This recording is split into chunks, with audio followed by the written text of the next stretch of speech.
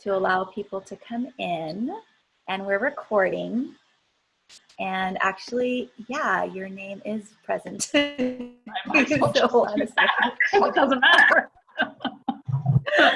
Well, I'm wondering, I could probably hide it, but yeah, this is interesting. So we have 2 attendees so far.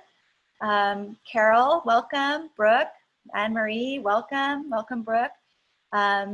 This is Misha. Some of you know me, some of you don't. And we're receiving, hi Dana, glad you're here. Going to ask you to, any questions you have, you can put them in the chat or in the Q&A. My friend Jodi is here helping me facilitate. And we should have about, I think it's at 9 or 11 people here today. And I'm delighted to see the interest to have you all here with me. We are streaming this. I think I'm streaming it on Facebook. I have no idea if it's working, but I'm hoping it's working. I will see, actually, let me see if I did not do it properly. Oh yeah, it is streaming somewhere. Hi, Sarah, glad you're here. Hi, Nilda. So what I want to explain, because you're probably looking at me and my friend Jodi and you're seeing 2 white faces. My friend Reg, they had a schedule conflict that occurred and has expressed deep apologies for not being able to be here. But they did share with me several of their posts from their Facebook that they said they would love for me to share with you to help give perspective on what they, as a Black member of this society, has been experiencing and feeling. So my plan is to do that. I also pulled together a lot of resources that I'm hoping will support and help all of you in whatever you're seeking. What I would really like to know, if possible, is why you are here. So if you could just put that in the chat right now, just type into the chat, why did you choose, hi Nilda, thank you for saying hello. Why did you choose to attend this webinar? And granted, I know it's a little different than what we anticipated because Reg is not able to be here. You can go to Facebook and actually like Reg's page. Reg is a non-conforming, non-binary, I always forget how to say it, non-binary conforming individual, and their name is Reg Flowers. So I want you to know that you can go to their Facebook and read their entries as well, because they have a lot of powerful things to say. Their name is Reg Flowers. But yeah, if you can put in the chat why you are here. I'm also happy if somebody would like to just introduce yourself verbally. You can certainly do a request to talk by raising your hand, and I can welcome you with voice. So I'll wait for you to do that. Oh, thank you, Brooke. I want to support anti-racism, Black Lives Matter movement, you and your friends. Oh, thank you. Yeah, and my friends are super important to me. I have to say, I don't know if any of you can relate to this, but when all of this went down this particular time, there's so many times, I welled up with tears, and actually I was so nauseous that I almost threw up watching the video of George Floyd's murder. But I also felt this sense of fear that my Black and brown friends, my African-American friends, would not receive me with, not that they wouldn't receive me with love, but they'd be like, what do you know? And they weren't like that at all. I immediately reached out to as many of them as possible to say, oh my God, I can't believe this is happening again. This is awful. I'm thinking about you. And they all really received me with love and supported me. And so that is one thing I can say, that if you have friends, not people you haven't talked to in 20 years, that's a different element. But what I'm hearing from my friends is, if you have friends who are Black and brown, people of color, of the Black descent, the African descent, etc., that you reach out and ask them how they're doing, and not make it about us, not make it about you, not make it about me, but make it about them. How are you doing? How are you doing right now? And yeah, thank you. I'm here to support you and to learn as much as I can to uncover my own inner racism. Yeah, we need to know how we can help. In the, your sentence cut off, Dana, so I don't know if you had more you want to say. And Nilda, thank you. Yep, it's good to have the perspective of others. Yeah, thank you so much for that. So yeah, keep putting whatever you need to in the chat that would help me direct you. I am not an expert on racism. I know that I have, as a lesbian Jewish woman, I have my own inner homophobia, and I'm sure I've had my own inner racism. And I had a delightful conversation with a friend this morning, and she was actually expressing gratitude to me for my openness on Facebook, my openness in the conversation, because she has actually discovered that she has some inner racism that she did not know was there. And she was crying. She was really upset to discover that, you know, her silence is part of racism. And so I'm so glad you're nodding your head, Jodi. It helps me. Thank you. And yeah, Anne-Marie, thank you. That you're here to support me and my friends. Thank you. And yes, we all have an anti-racist journey that we need to go on, go deeper, go further. Absolutely. And while I was not intending for this webinar to be me telling you what to do or me having my own voice heard. You know, our guest is not able to be here today. And so what I wanted to do is take this day as the kind of spearhead to my community and all of you who are willing to bring your community here to really, you know, start this conversation and start the education and start the learning. So with that, what I'd like to do, let's see, we all have biases that we keep to ourselves. The thing is to respect others, absolutely. How can we help other white folks get past their own prejudices? Oh, well, it starts with us, right? Yeah, Dana, it starts with us. And when we don't think we have prejudices, it's another time to look inside of ourselves, right? I'm not saying that you do, but I know that for me, oftentimes when I'm about to point the finger and say, why can't you think this? Why can't you do this? Or why are you thinking that way? I realize there's something in me that I also have to look at. So until I really feel secure in my inner racism or my prejudices, I can't educate others as well as I would like to. It doesn't mean I can't speak up and I can't say, hey, let's all wake up. But yeah, that's a really, really important question. And so that's what I didn't see the word older. Oh yeah, how can we help other older white folks get past their prejudices? You know, when we are with our community of people that we trust and they love us and they trust us, it's about beginning the conversation.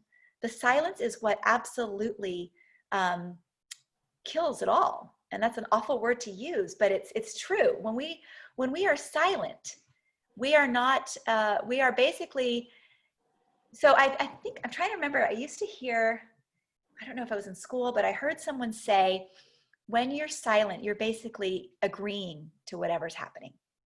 You're giving permission. And so if we're silent against racism, if we're silent against, you know, brutality, police brutality, if we're silent, thank you, Nilda, good, I'm glad you agree, but you don't have to agree, but I'm glad you agree. If we're silent, we are giving permission for people to do what they're doing. And so these older white folks that you mentioned, Dana, it's really important that we approach them with love because they have a pattern and a history and routine. It doesn't mean that it's right. I'm going to give you a very strange analogy, but I asked my mom one year why she cooked something the way she cooked it. And she said to me, I don't know, grandma did that. And I said, well, why did grandma do it? She said, I don't know, grandma did that. So, you know, as we're growing, as we're progressing, we can change things. We don't always have to do it the way everybody else did it just because that's the way it was done. And I think that's a really important piece to breaking the silence, is to be willing to break the routine. So what I'm going to do now is I'm going to share some readings from Reg's Facebook. So the first one that I want to read, I have to let my screen work, but the first one I want to read, they actually posted yesterday, and then I'm going to go back to some posts that they had made previously. And again, for those of you who are just joining us, Reg Flowers is a really good friend of mine. Yeah, thanks, Sarah, for seeing the analogy. I appreciate that. So this is what they wrote. Now that you know it's time for change, for reals, giving up a lifetime pattern of addiction to negativity ain't easy. We get programmed to hate each other and to hate ourselves. We get programmed to be fearful. We get programmed to believe we don't deserve anything good and to be distrustful of anything that looks too promising. That's a beautiful strategy of the ruling class to keep us at each other's throats and to keep us spending our money on shit we don't need. Here are some steps you can take to let go of negative thinking. And I'm curious if people in the room here want to mention, you know, or acknowledge that you carry some negative thinking. Is anybody in the audience? Thank you, Jodi. And me too. I experience negative thinking. Anyone else experience negative thinking? You can type in yes, you can type in, yeah, Yeah. And for anyone just joining us, my friend, dear friend, had a scheduling conflict. So I'm reading their post that they have written on Facebook as a permission granted by them to share. So I'm going to continue. So we're talking about, they're saying, here are some steps you can take to let go of negative thinking. 1, admit you have a pattern of negative thinking and that it's making you miserable and that you can't break out of it on your own. And what I want to say to that statement is it's not just about admitting you have a pattern of negative thinking, but admitting you have a pattern of silence, or admitting you have a pattern of not standing up for others, or admit that you have a pattern of saying, I'm really not racist. I mean, I have so many Black friends. I mean, that alone is not saying that you're not racist. You know, just having friends of different color or different backgrounds doesn't say that you're not racist or that you don't have prejudices or that you don't have judgments. One of the biggest things that I had a hard time accepting years ago, thank goodness, I've done lots of work on myself, was that when I helped other people when they didn't need help, that was actually controlling and gave them a space where they felt like I didn't trust them, that they weren't capable of doing the things that I was doing for them.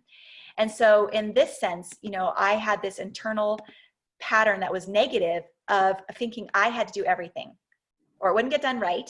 It wouldn't get done when I wanted it to get done. And they weren't good enough at doing it anyways. So, you know, we can take that concept and put it into what's going on right now in the world with our Black community and African-American communities, is that we have this way of thinking that needs to change. And it can be pretty negative. Even if we are the best, kindest, loving, most compassionate people, we do have areas of our life that need changing. The second thing they write is, place your hope to break this pattern on connecting yourself to something meaningful, purposeful, and dependable, something larger than you.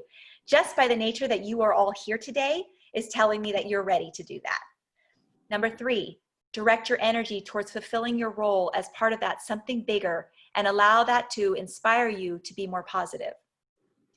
I have to say that I've been through a lot of my own trauma, sexual assault, date rape, I've been discriminated against for being Jewish, I've had sexism, major, a lot of things, and yet I have a really positive outlook on life. And maybe that comes also with my white privilege.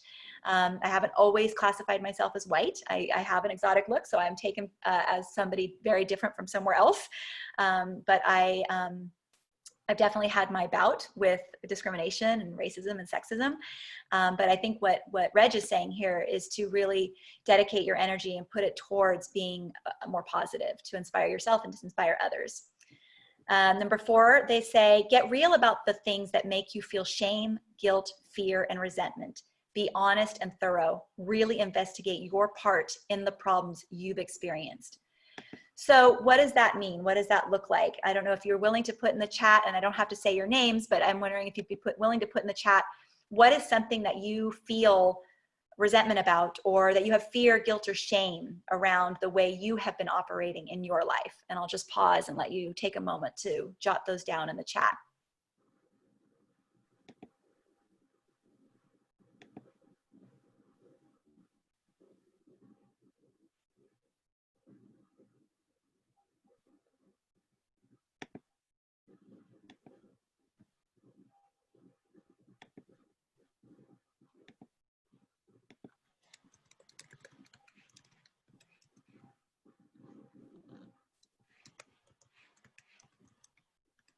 If you want to post that, waiting for the responses, go ahead and think about it.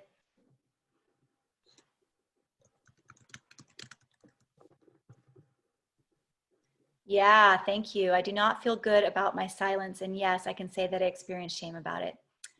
Not being as vocal as I'd like to be, and trying to be nice to Black people without really getting to know them.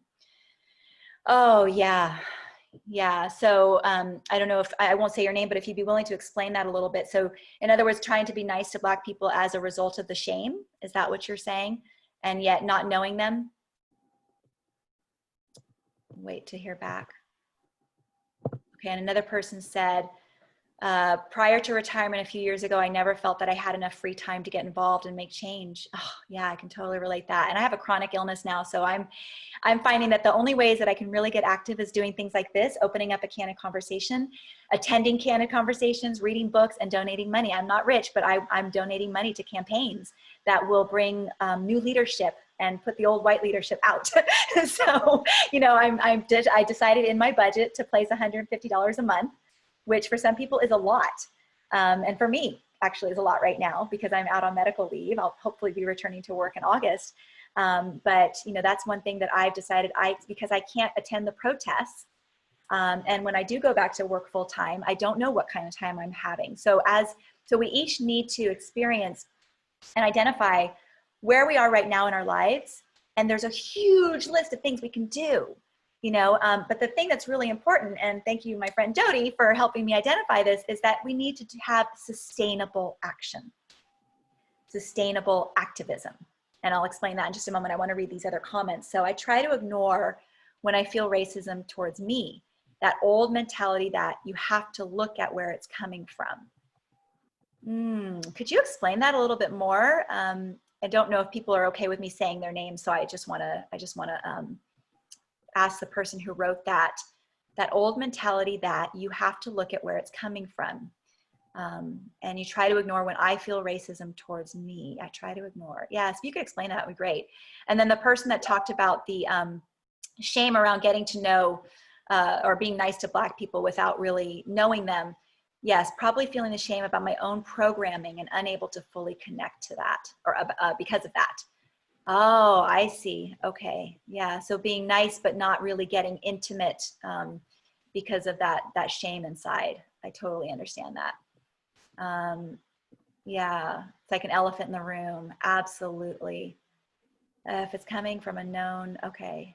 Okay. Yeah. Thank you, everyone. Those are really important comments. I really appreciate it. Let me continue reading. Oh, well, I was going to talk about sustained action, sustained activism. So it's about figuring out what you can do on a regular basis, something that you know you can consistently support. So my parents, my dad and my bonus mom, are in their 80s, or well, my bonus mom is like 77, but I think 76. They have decided, because they can't go out and protest, especially with COVID-19 right now, that they are making donations every single month. And they have been very consistent about it, to the ACLU, to the Planned Parenthood, to Black Lives Matter, to different people campaigning. And so it's okay if that's a sustainable action and that's something you can do. It's okay. That's what you're doing. They are reading. I am reading.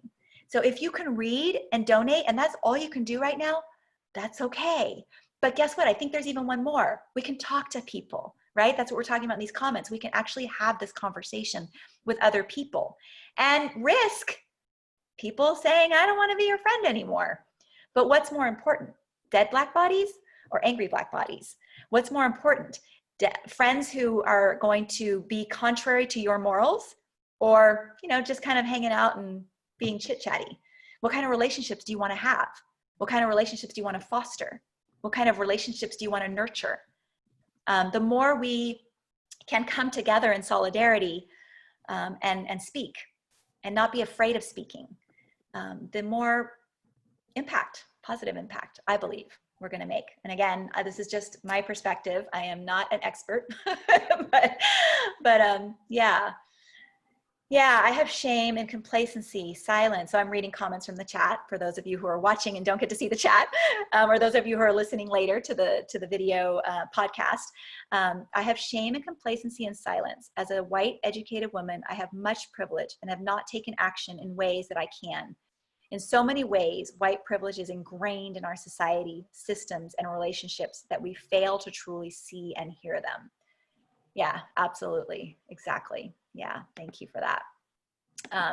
So let me continue to read some things that Reg put on their Facebook post from yesterday. So we were reading some ways you can let go of negative thinking. And, I think the premise of this is when you release negative thinking, you can start thinking positively and have more impactful actions that are going to be sustainable and also supportive of the Black Lives Matter movement.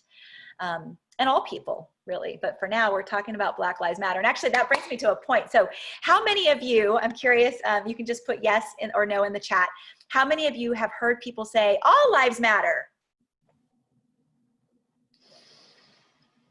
Just curious, how many people have heard that and what your response to that has been, or maybe there hasn't been a response because you're like, what? So go ahead and put your comments in the chat. Have you heard that? Somebody said Black Lives Matter and other people say all lives matter. So I had a friend explain to me, I've seen several things actually, but today I heard somebody say, when your house is on fire, none of the neighborhood houses are on fire. Your house is on fire. Where does the fire department need to go? It needs to go to your house because your house is on fire.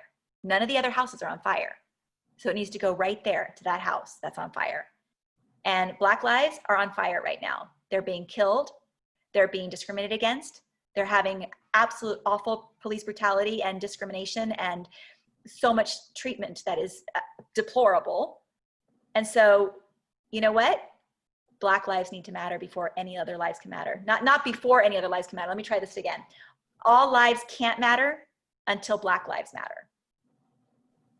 I don't know how that resonates with all of you. The example of the house burning down. There's also been some other things about, for example, the attacks in Vegas, and the massacre, and how people heard about the shooting in Vegas. I think it was at the Ariana Grande concert, and people weren't saying, oh, but what about San Francisco? Oh, wait, what about New York? Oh, wait, what about, no, we were all standing in solidarity. When we had the Charlie Hebdo in Paris, we were with Paris. It wasn't like, oh, wait, what about Hong Kong? Oh, wait, what about, okay, so this is what we're talking about when we say Black Lives Matter. And so this is a conversation you can have with your friends. Come up, whether you come up with the analogies or you have things you find in posts, Instagram, Twitter, wherever, whatever quotes and descriptions you can get to. And I want to read one that I actually took a snapshot of because it was really for my friends.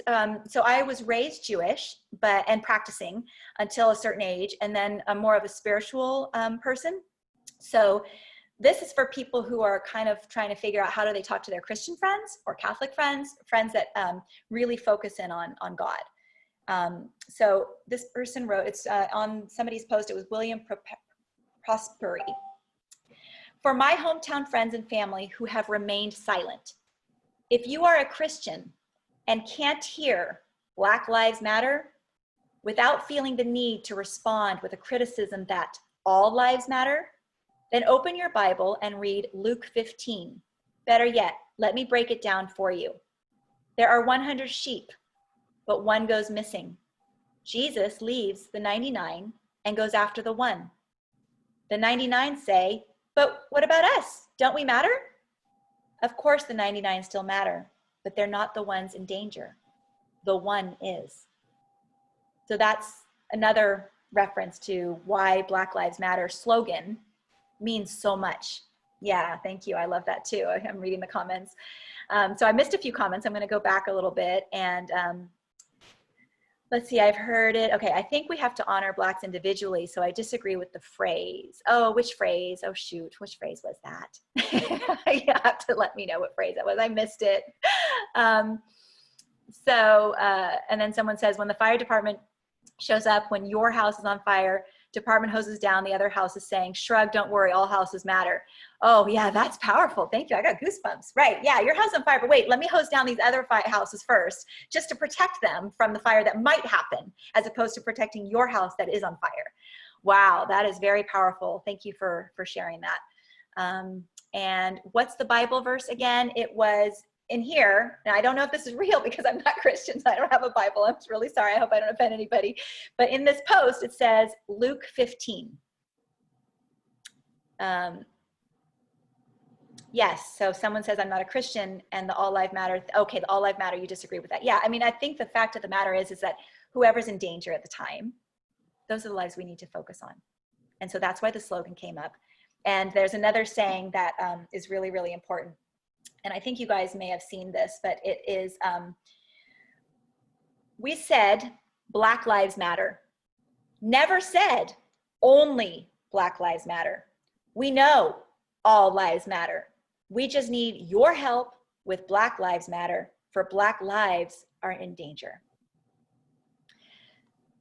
Very emotional on that one.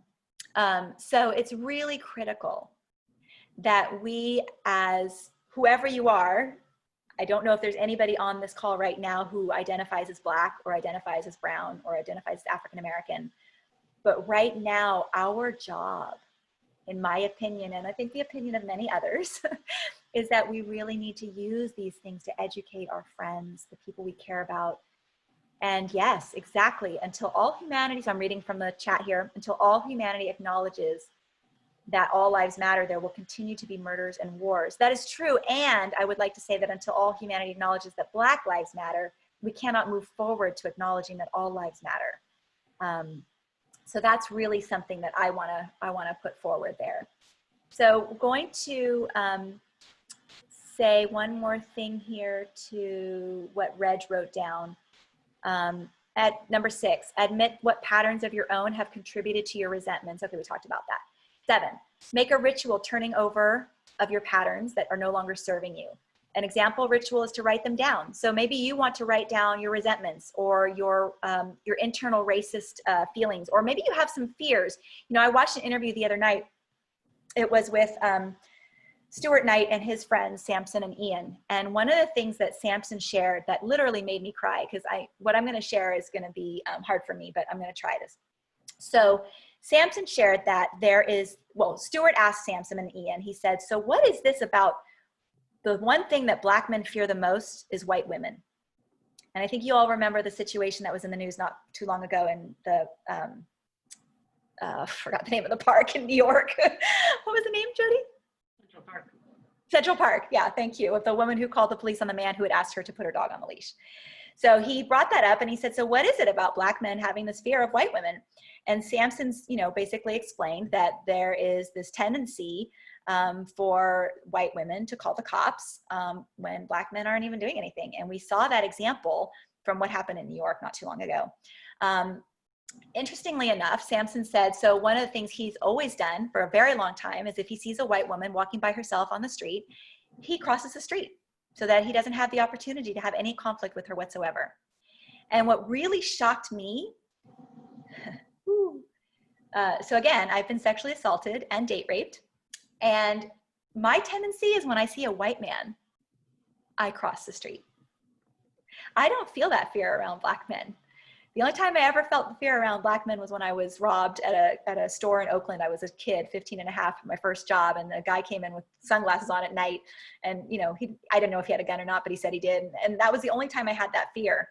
And even with that traumatic situation, I don't feel fear walking on the street with Black men.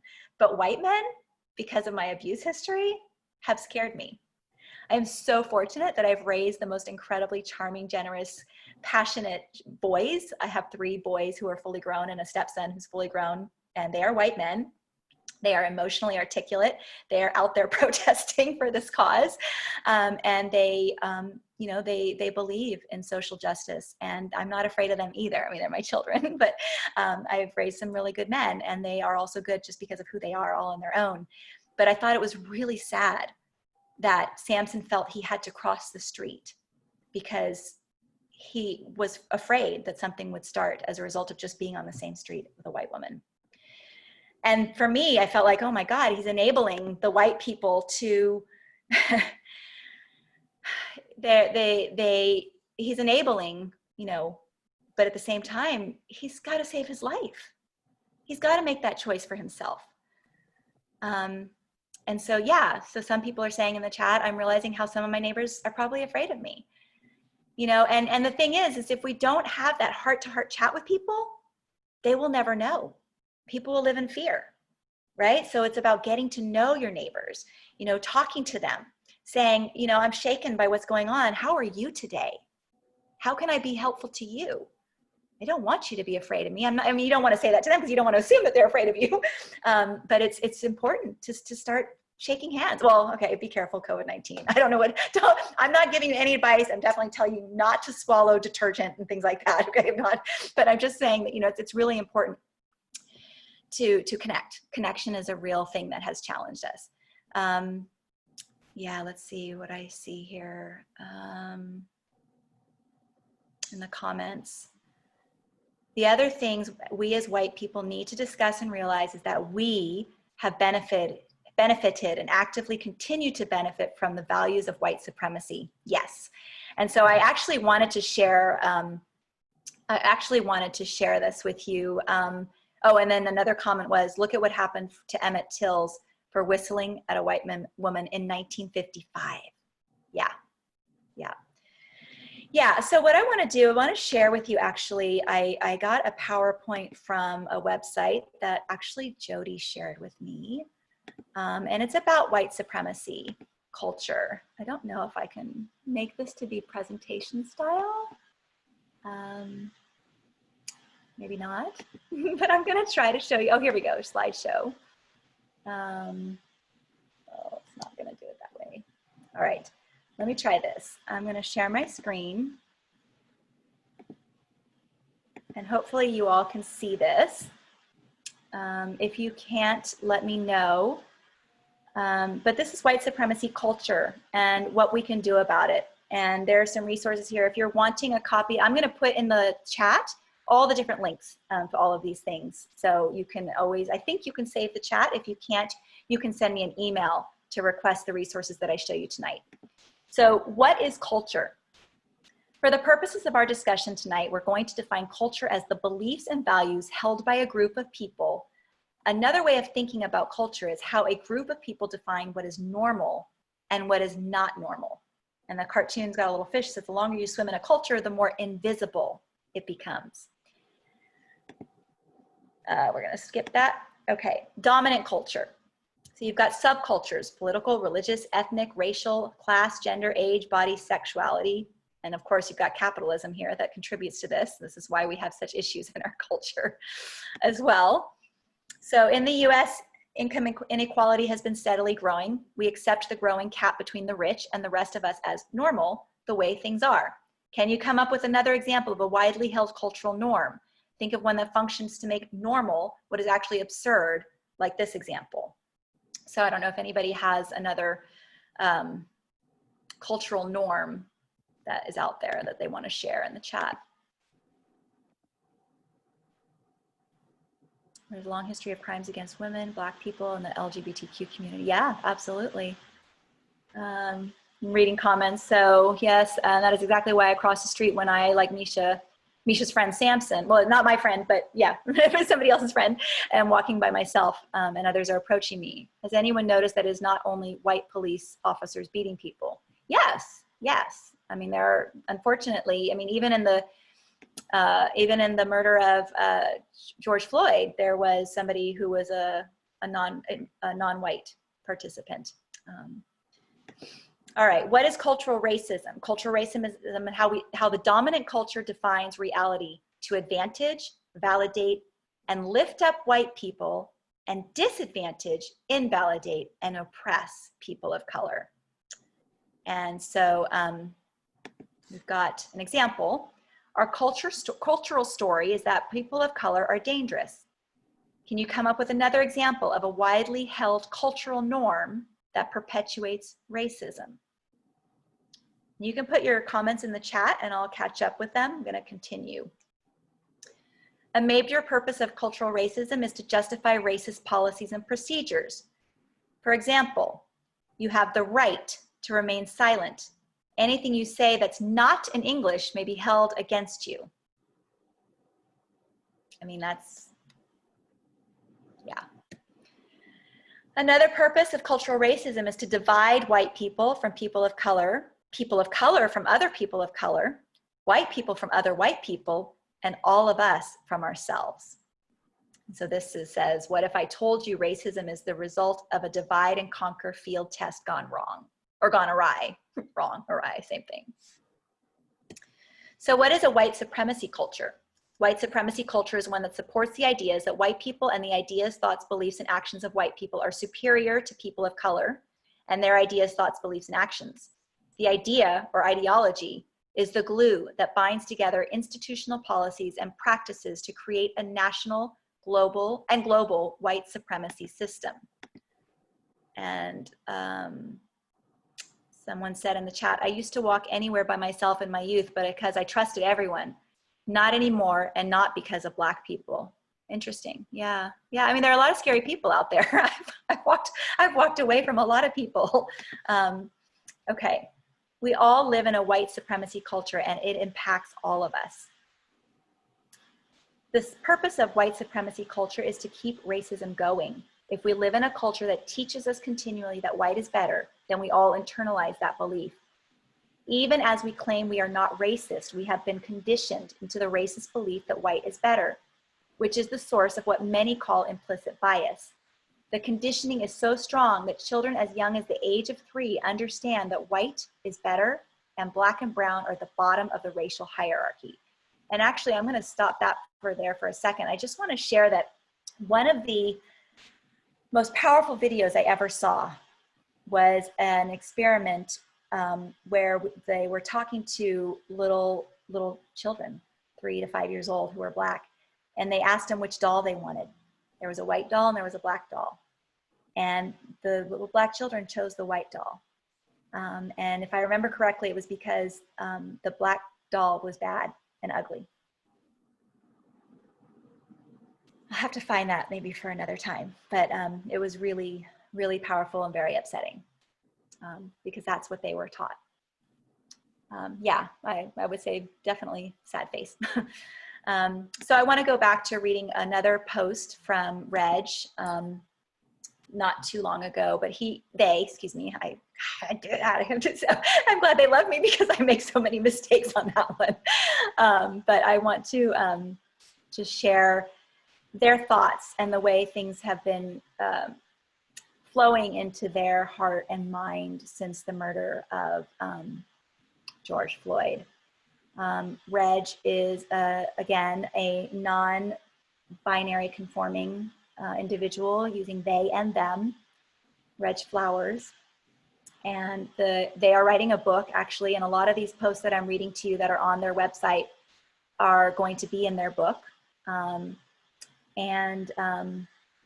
just, I'm grateful for their honesty and their willingness, and I was disappointed when they couldn't join us today, but they know that I love them and they love me, and that just feels really beautiful too. So from May 31st,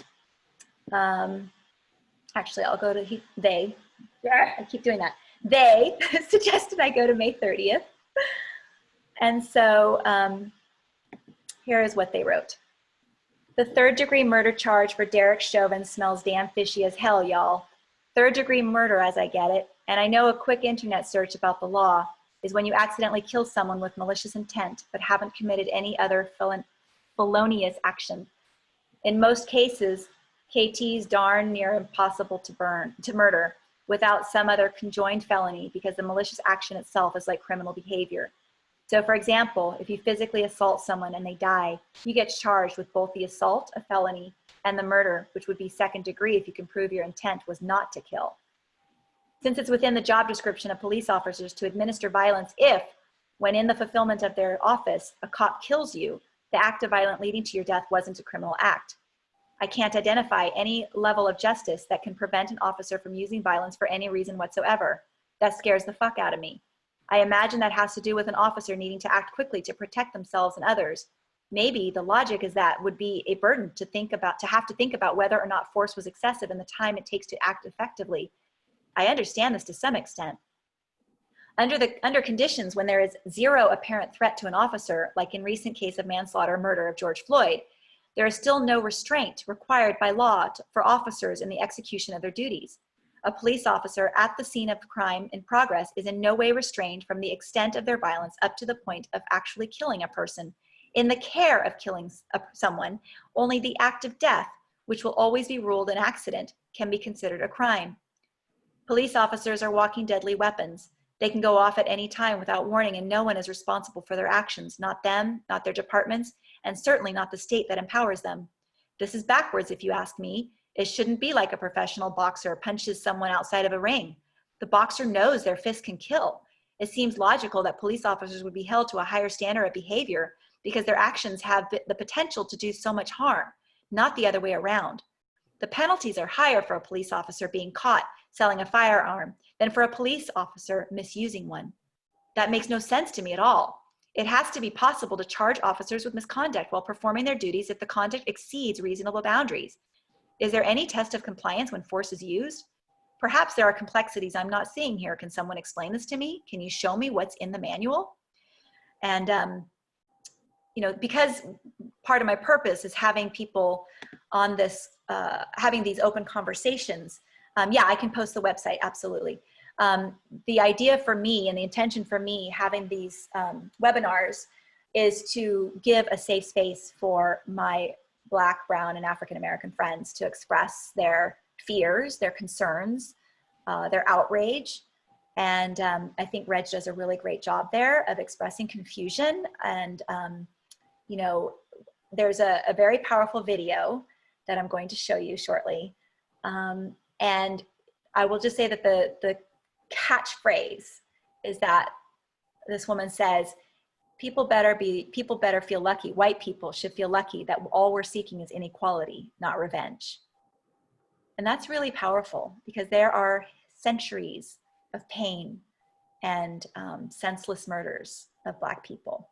You know, one thing I forgot to mention, and I feel really badly that I did this because I had it prepared, is that I also want to respect and honor the land of the Indigenous people where I am sitting today presenting this webinar. And I am grateful to be on the land of the Alwan Chequeño. Oh my gosh, I did it. I practiced. I wanted to be, you know, I'm a language teacher. I want to honor these people. So I am sitting on the land of the Alwan Chequeño Native American Indigenous people. And I think it's important for me to be stating that. I've been watching a lot of presentations, and I really honor the land that we are on. And I think there are many of us that agree that this land, you know, we do want equality. We do want to honor all people. This country, unfortunately, you know, was based, some people say it's a land of liberty, but it took destroying lives to get that liberty for people who already had such liberty, and it was taken away. And this is what's happening also with the Black communities. And do I expect Reg will be available? So Reg will not be available for the next 2 sessions, but we are going to make an appointment to do this together. And so another comment was, Internal Affairs is supposed to have a record of every complaint against every officer. Many of these complaints are being acted upon, I think what you're saying, but not most. Yeah, and actually there are states, even I think New York recently is trying to get the criminal records of officers published or public. So, and then I want to read one more post by Reg from May 31st. And they wrote, I think George Floyd is a smokescreen, y'all, for reals? Something about the timing of recent events has me shook. The pandemic uncovered some serious system-wide dysfunction in our world society and showed how the needs of capitalism have for a long time been given precedence over the welfare of the people. And I was just talking about that, capitalism. Our failed privatized healthcare system was only the tip of the iceberg. We saw that our job system, with its barely living wage, 4 and 0 safeguards that would allow people to take the time to find meaningful, rewarding work, has left most people without any security now that most of the work, in quotes, has been deemed non-essential. Also, our education system, that has been in the Stone Ages for decades and has been shown to trail when it comes to finding ways to engage our minds, while social media, video games, and popular entertainment have been educating us through an insidious form of propaganda. The world has been waking up to this reality. The current protesting, which is focusing on racial injustice, is certainly a good sign that people in general are tired of this bullshit. I love them. They're so, you know, like, let's say it. That's why I wanted them here today. Okay, it's okay. They're here with me in spirit. However, framing these myriad problems of our society around race is ultimately divisive. Regardless of how many so-called white people agree that what happened to George Floyd and has been happening to Black people since before we got to the United States is atrocious, there will be as many who simply see it as not their problem and certainly not their priority. That's a dangerous notion for anyone. What happened to George Floyd has been happening to humans and to the entire planet since closure of the common is the 15th century and the accompanying closure of monasteries where poor people went when they were destitute. We need to, as quickly as possible, broaden the focus of the current demonstrations beyond the continued international war of the state on brown people and refocus ourselves on the real problem. We live in a world oligarchy. The main tactic the ruling class has engaged under threat is divide and conquer. In the US, that has been the race card since 1676. The Nathaniel Baker-led African and European rebels against the state. The response was the invention of whiteness to unify oppressed Europeans against their African comrades and the introduction of race codes into the law. The state itself was installed as the level of the wealthy to control us, of the wealthy to control us. I'm not suggesting that we overthrow the state instead of addressing racism. But since racism is only one button on a dashboard of features used against the people, we might want to find more inclusive framing that the artificial colors used to dazzle us whenever we seemed on the verge of common cause. So there's a lot there. And they have a post about self-care being very important. And then here's one more that I'll read, and then I will move forward to showing you the video that really kind of got me. So Reg says, I think I'm at bottom, y'all, for reals. I was, wait a minute, hold on a second. Oh, that was the wrong one. I'm sorry, let me try. Okay.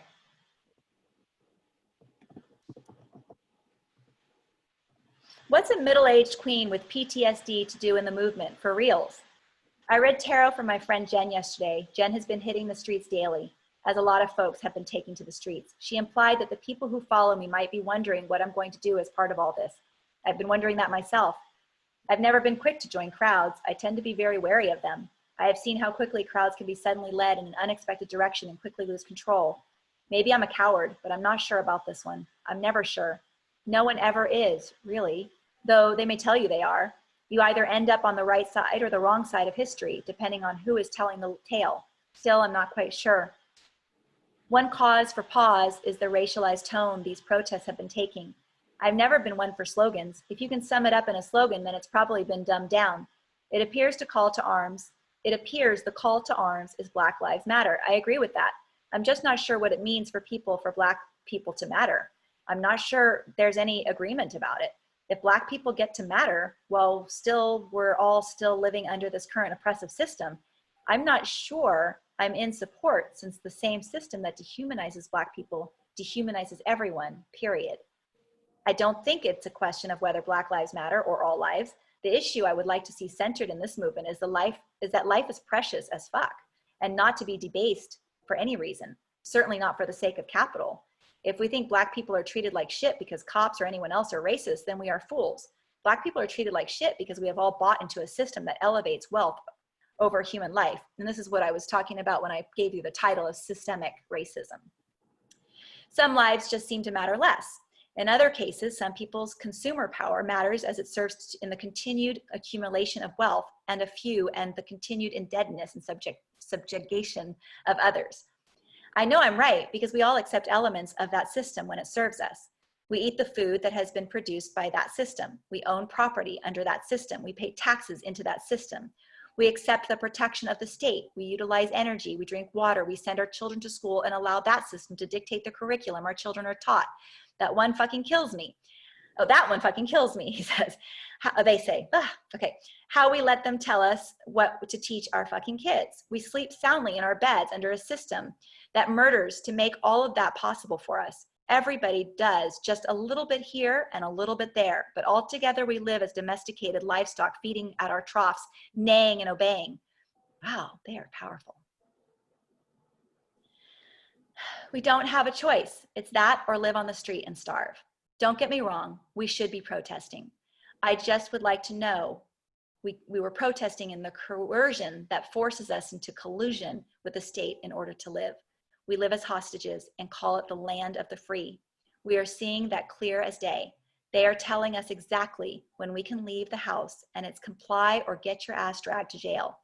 The Black Lives Matter framing negates that even if Black lives did matter under this system, it would simply shift the burden of suffering to someone else or something else. We have to be aiming higher than for an end to racism or gender equality or environmental justice. We have to be aiming for a new definition of what it means to be an inhabitant of fucking planet Earth, if not the universe. We need a new definition of what it means to be free that goes beyond having our needs met.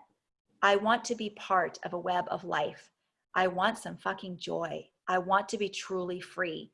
I want a life that doesn't have blood all over it. Can I please get that? Peace. So, yeah, I just wanted to share that with you.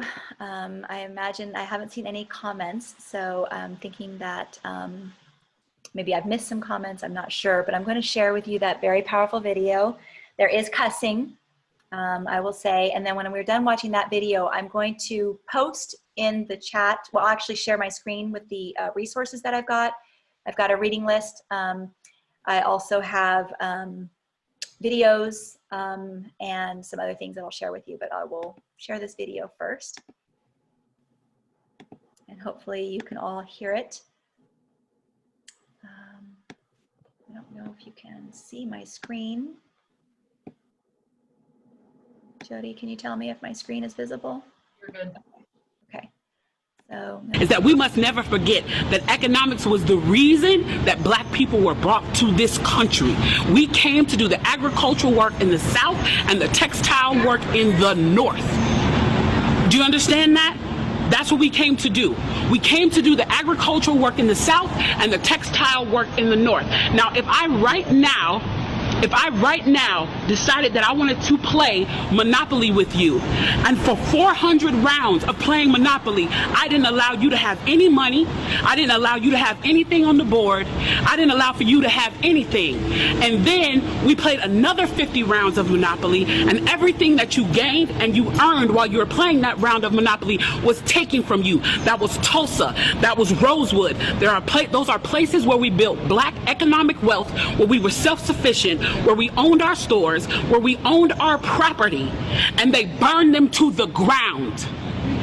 So that's 450 years. So for 400 rounds of Monopoly, you don't get to play at all. Not only do you not get to play, you have to play on the behalf of the person that you're playing against. You have to play and make money and earn wealth for them, and then you have to turn it over to them. So then for 50 years, you finally get a little bit and you're allowed to play. And every time that they don't like the way that you're playing, or that you're catching up, or that you're doing something to be self-sufficient, they burn your game. They burn your cards. They burn your Monopoly money.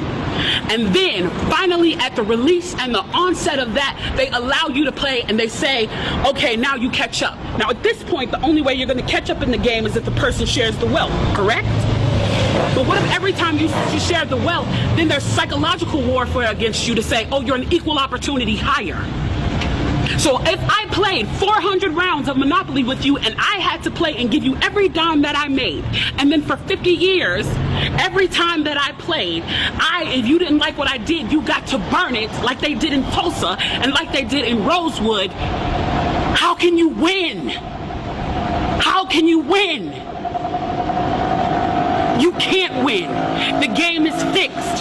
So when they say, why do you burn down the community? Why do you burn down your own neighborhood? It's not ours. We don't own anything. We don't own anything. Trevor Noah said it so beautifully last night. There's a social contract that we all have, that if you steal or if I steal, then the person who is the authority comes in and they fix the situation. But the person who fixes the situation is killing us. So the social contract is broken. And if the social contract is broken, why the fuck do I give a shit about burning the fucking Football Hall of Fame, about burning a fucking Target?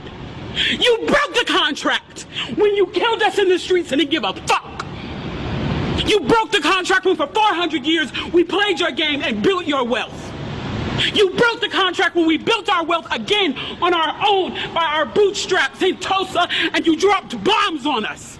When we built it in Rosewood and you came in and you slaughtered us. You broke the contract, so fuck your Target. Fuck your Hall of Fame. As far as I'm concerned, they could burn this bitch to the ground. And it still wouldn't be enough. And they are lucky that what black people are looking for is equality and not revenge. Is that we must.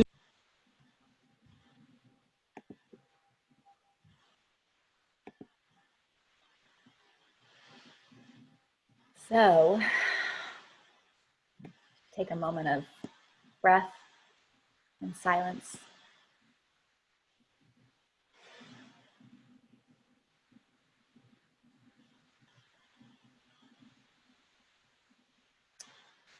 Yeah.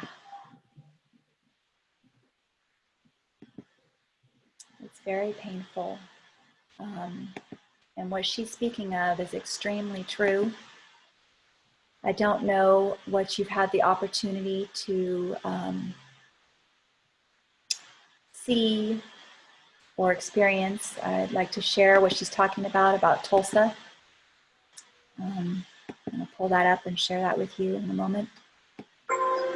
Something terrible happened here. Oops, I can't get it to stop. So give me 1 second, I'm learning. And for decades,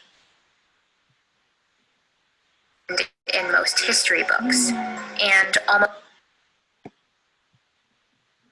All right, thanks for your patience, everyone. I'm still learning technology. So, so here's what is being talked about. This is our history. And I have to admit that while I've read a lot of history, I also have a lot that I don't know yet. And I'm willing to admit that, and I'm willing to explore so that I can become more educated, so that when Black friends tell me, you know, this is not a new thing, that while I know that's true, I'm not as ignorant. And it's not just by hearing their words that it's not a new thing, but that I'm caught up on it. I just got to make sure I shared my volume. So hold on a second. I'm sorry, folks. Thank you for being here and for being willing to go on this journey with me and my friends. So here we go. Happened here. And for decades, people didn't talk about it. I was an adult before I ever heard about it. It was something that was hidden. This entire historic community was obliterated. Bodies dumped in rivers, bodies dumped in mass graves. It was an absolute massacre. This story isn't one you'll find in most history books. And almost 100 years later, the facts of what exactly happened that day are still unraveling. So we're driving in what's known as Black Wall Street. It's where one of the nation's worst episodes of racial violence took place. In 1921, a neighborhood in Tulsa, Oklahoma called the Greenwood District was a bustling community of Black-owned businesses. Tulsa locals know that period of Greenwood's history as a kind of golden age. If you can imagine just like an old-time downtown, things like movie theaters, pharmacies, hair salons, and so forth. They called it Black Wall Street. It was a mecca. It was a huge success. But Black Wall Street was also an anomaly. It thrived at a time when the KKK was incredibly active in Oklahoma, and the nation had just been through the Red Summer of 1919, when white mobs murdered Black people in dozens of incidents across the U.S. There needed to be a sort of match or an igniter tossed on these embers. And that trigger event was an incident that involved two teenagers, Dick Rowland, 19-year-old Black boy who shined shoes downtown, Sarah Page, 17-year-old white girl who ran an elevator in a downtown building called the Drexel Building. He went to the building, boarded the elevator, something happened, Sarah Page began to scream. They both ran out of the elevator. Now, we don't know exactly what happened in this elevator, but a day later, Rowland was arrested and taken to the courthouse. The local newspaper ran an article claiming Rowland had assaulted Page, Even though Page refused to press charges, the article was essentially a call to action for whites. A large white mob began to gather on the lawn of the courthouse. Dick Rowland was in jail on the top floor. A number of black men, several dozen, marched down to the courthouse to protect him, some of them armed. There was a struggle between one of the black men in the small group and one of the white men in the larger group, and things sort of went south from that point. Hundreds of white people descended upon Black Wall Street, armed. Black residents withdrew behind the railroad tracks that marked off the Greenwood district. Some of them were armed and fought back, but they were outnumbered by the white mob, which shot their way through. The white mob murdered, they looted, and they set fire to Black Wall Street. This was the strategy, if you will, of how to deal with these communities, with these successful black communities. The effects were disastrous. For 2 days, the Greenwood district burned. Martial law was declared, and the National Guard was brought in. By the time the massacre ended, Greenwood was in ruins. More than 1,200 homes were destroyed, and 35 blocks burned. The exact number of casualties is harder to pin down. Some initially only reported that white people died. Others reported somewhere between 30 and 100 mostly black casualties. But estimates now put that number closer to 300. As for those that survived, thousands of them lived in tent cities in the months that followed, and were left to pick up the pieces of rubble they once called home. After the massacre, the cover-up started. Records went missing from city files, including the very article that started it all. It makes photos from this time all the more important as part of the historical record. But back in 1921, these images served a very different purpose. So photo postcards like these were pretty widely distributed after the massacre. At the time, they were a part of white supremacist culture and kept as souvenirs of racially charged crimes. Now they're preserved to make sure this part of Tulsa's history isn't forgotten, and they paint a clear picture of how much destruction there was that day. On the postcards, it's called the Tulsa Race Riot, a name that itself sort of erases what really happened. By calling it a riot, it's a way of trying to rewrite the history, assuming that there were both sides at fault, and that was not the case. I call it a massacre, and I call it that because that's what it was.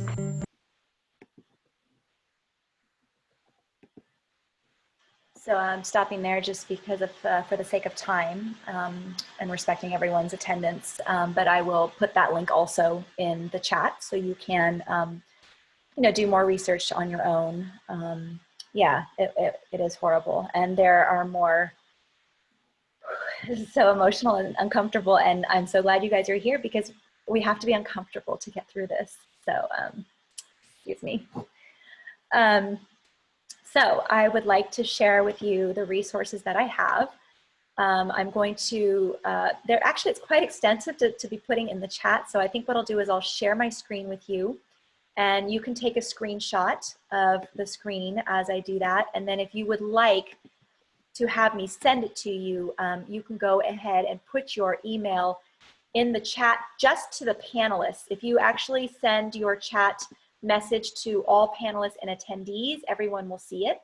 But if you just send your message to all panelists, just me and Jodi will receive that, and I can send you an email with these, yeah, they make me sad too, Nilda, yeah. So this is my screen, and basically right here is a book list. There are at least 10 books I'm currently listening to, because you also can do these on audio, on Audible. I'm currently listening to So You Want to Talk About Race by Ijoma Oluo. I'm going to say that wrong, darn it. There's a poem by Langston Hughes, which is actually quite powerful. And Langston Hughes is no longer with us. This was many, many years ago. This is also a quote from Glennon Doyle's book, Untamed, on the chapter of racism. I also have that video on Tulsa's Black Wall and Black Wall Street. This is a General C.Q. Brown gave a very powerful speech about what he is thinking right now, how he is feeling right now. This Monopoly, Equality Not Revenge is the video that I did show you. This is the Facebook link to Reg Flowers' Facebook page. And then here is a video on exploring media literacy with a focus on young people of color.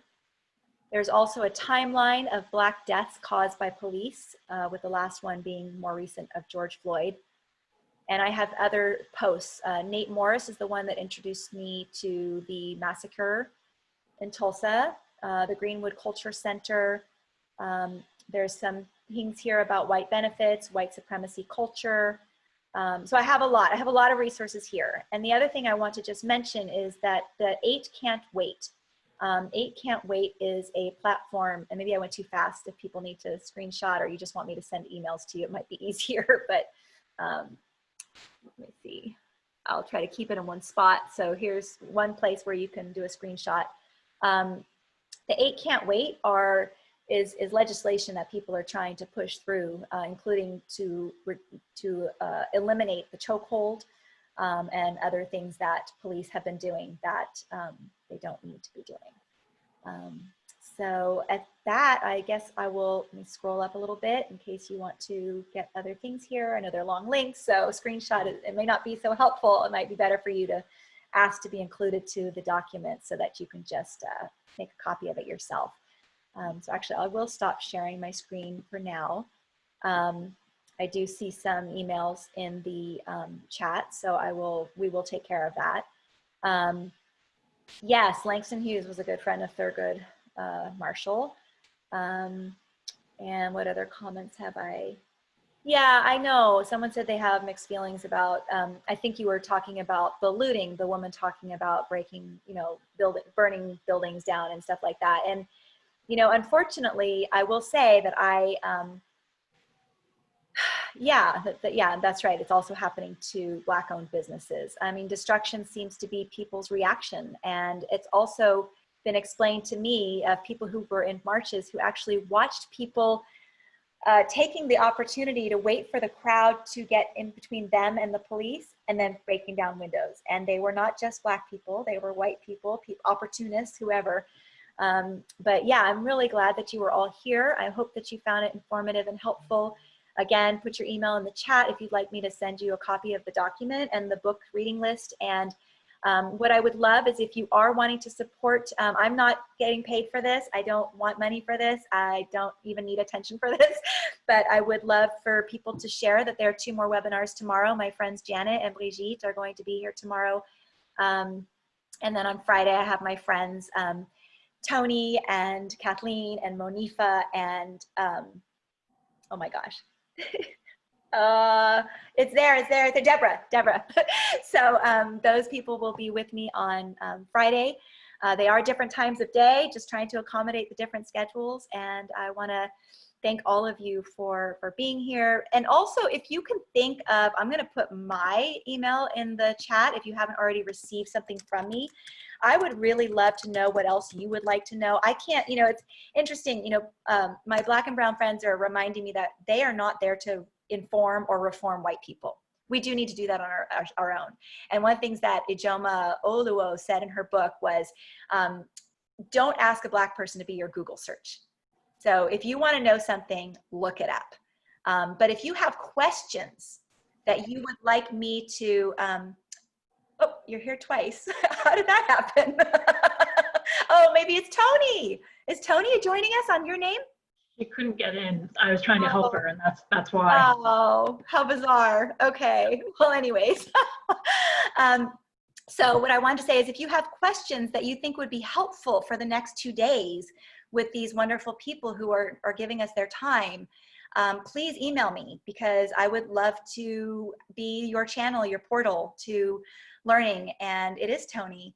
And Toni, are you able to show yourself? There we go. We're at the end of the oh, but this is a good friend of mine, everybody. So I wish you could see their face. Can you show your video or unmute yourself? Here, let me see if I can ask you to unmute. Ask to unmute. I'll text her. The host has disabled my video. Oh no, is that true? That can't possibly be true. Let me see if I can change that. I'll make you a co-host and then you can probably show your video. Everybody's about to sign off, but look, here they are. Toni, thank you. But So, late, but glad. Sorry, I missed it. Sounds no, wonderful. it's okay. It's going to be there's going to hopefully be a replay. We are recording it. In fact, it might be a good opportunity if there's anyone in the room still that's here. If you would like to maybe talk, I can enable you to actually talk. You can just raise your hand if there's anything you would like to say with regards to our session today, our candid conversation. Is there anybody that has a word or a thought or something that they would like to share? All you have to do is in your participants, you can select raise hand, or you can go to your own, I don't think you can go to your screen, but you can go to the participants section and raise your hand. Is there anybody who would like to? Oh yes, Sarah, you're very welcome. I'm so glad it was enlightening, and hopefully, you know, I think like you mentioned, to just be able to go and say hello to your neighbors and make friends, you know, make friends. The more silent we are and the more anticipation there is, the more anxiety there's going to be and discomfort. And we are really, it's really time for us to make friends. Yeah. So, anybody else want to say anything, either out loud or in the chat? Maybe while I wait for that, Toni, how are you today? I'm doing okay. Just my thoughts are definitely on the Floyd family, watching the part of the funeral and everything today. So just hoping that this is some substantive change and that it lingers and that it, you know, is a nationwide response and a nationwide legislation that changes and shifts this for every state and not just, you know, left into the hands of the local jurisdictions. Yeah. Yeah. Well said, my friend. Yes. Yes. So I'm curious if there was anything this community that's here right now could do to support you, my beautiful friend. Heart of gold. I'm crying. Yeah. You and your family and your friends, you know, what would that be? You know, I think I did a kind of a mini visualization. I know that you are a meditator and so am I. And I did a little mini meditation today, just putting myself in his exact shoes. And it was really powerful for me because I think in the last 2 weeks, there's been so much conversation, so many pundits, so many really amazing political figures that have shown up and have been amazing allies. But I just, for myself at least, I don't know where everybody else is at, but I needed to do a boil down today to why we're here. And so I literally thought through the process of what it would be like to walk into a convenience store, be accused of using a false $20 bill, retreat to my car, have 4 officers remove me from that car, and then that sequence of events. So I invite people to do that as a visualization for themselves, maybe with themselves in mind, or perhaps their brother, their uncle, as I have had to do, because I have brothers and uncles that I care very dearly about. Or their child. Pardon me? Or their child. George Floyd was a child of someone. Absolutely, or their child, excellent. And put themselves in those shoes and kind of gauge how you would feel and let that be your response, let that be your visceral response and your call to action going forwards. Let that be what informs your response, your personal individual response. And I mean, whether that's writing a check to the Center for Policing Equity or one of the other organizations who are actively and have been actively, even before this, working on police reform. Because now that we have cell phones, Middle America is able to see what so many people have been talking about for so many years, but not believe, because police officers are trustworthy and very, very believable. But as we see in this instance, the police report was falsified to say that he was ardently resisting arrest, which you can see from the video was not happening. And that's what happens, and that's how the tracks are covered every single time, is that either fear for their lives or he was resisting arrest. And we see clearly that that didn't happen.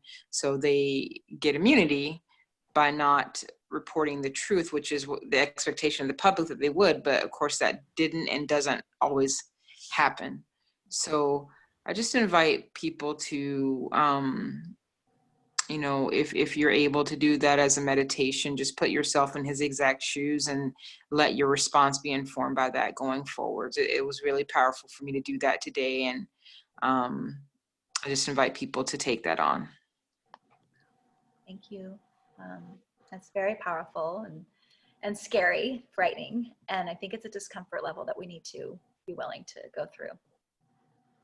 Absolutely. Absolutely.